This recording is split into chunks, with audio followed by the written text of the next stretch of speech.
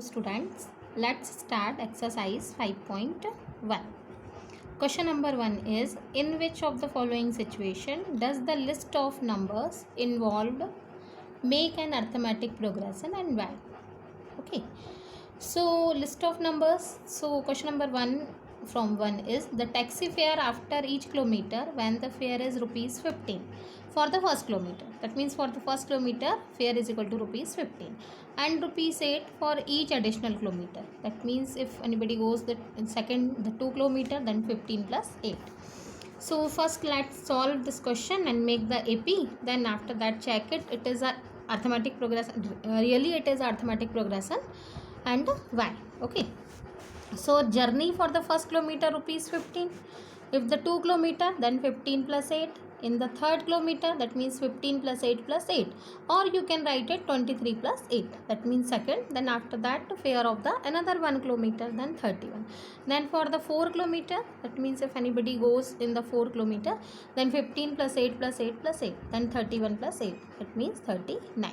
So if we write the numbers, so 15 is the first term, 23, 31 and 39. How can we say that this is the AP? It is a sequence in order and we need to check it. What is it? The difference between the two numbers or two terms of AP is a constant value. So 23 minus 15. The formula to find it, the difference is A2 minus A1. So 23 minus 15. Or we can find it the A3 minus A2. That means always the successive term minus previous term. Okay. So always we get it the same difference 8, 8, 8. So that means it is a AP because the numbers are in the form of the sequence and the difference is a constant value. Let's take the another question. The question number 2 is, the amount of air present in a cylinder.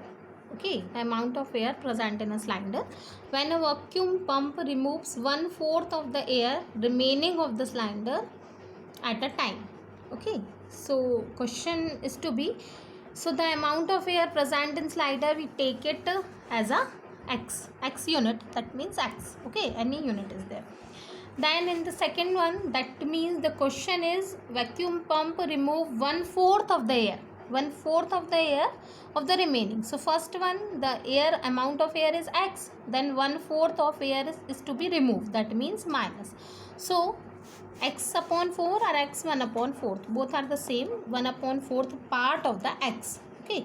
So when we will solve it, that means it is to be 3x upon 4.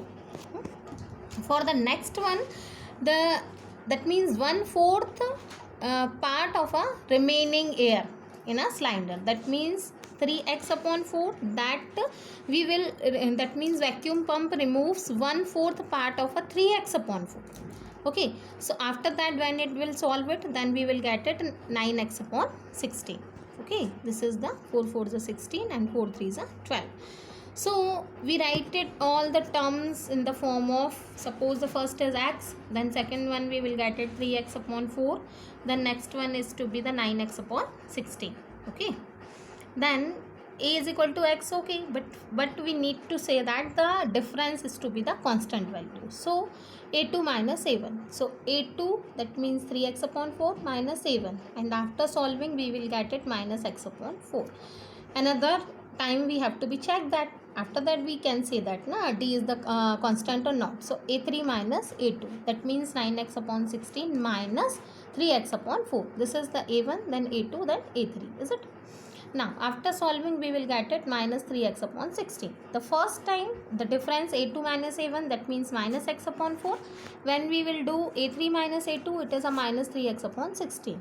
And minus x upon 4 is not equal to minus 3x upon 16. That means constant difference is not a constant value. So it is not in the form of AP. These numbers do not form an AP.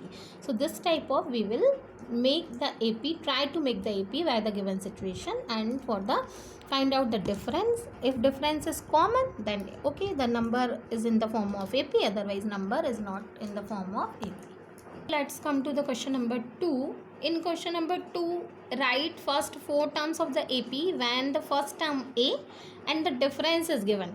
Okay, before that we need to make the AP, and here is also write the four terms. Okay, first term is given, A is given, that means A1 is given. Then we need to write it the continuous four term of the given AP. So how can we, I have given to you general form of AP where I told that A2, that means A plus D. A is given here, I am taking here the question number 4 where A is equal to -1 and D is equal to 1/2 is given for you. So value of A -1 and D is 1/2. Then 2 is the LCM, then -2 plus 1, that means -1/2. The similarly A3 in the general form, A3 is equal to A plus 2D. So A plus 2D. Okay. Continuously the A4, that means A plus 3D. We fulfill the value of A and D, then easily we solve it and get it the term. The first term has given, the second, third and fourth. So our AP is -1, -1/2, 0, 1/2. Okay. Let's see one more question from the question number 2. 5 is when the A is equal to -1.25 and D is equal to -0.25. A, that means A1 is already given, then we find it A2. The general form to find it the A2, or write the second term of AP is equal to A plus D. Fulfill the value of A and D, and after solution we will easily get it the A2. The similarly the A3, that means A plus 2D. So A plus 2D. So A plus 2 and D.